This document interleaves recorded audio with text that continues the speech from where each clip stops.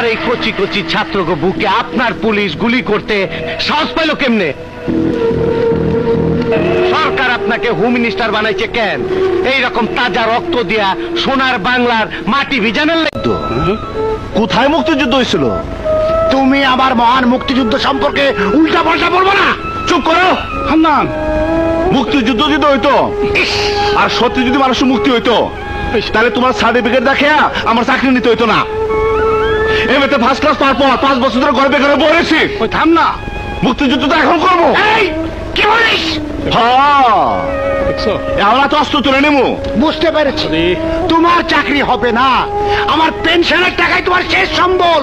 ভেবেছিলাম ওই টাকা দিয়ে বিয়ে দিব, তা হবে না। হলো না, হবে না। ধরবো না, আমি ধরবো না। তোমার টাকা আমি ধরবো না, তোমার পেনশনের টাকা আমি ধরবো না। চল চল চল চল চল। কি বলে?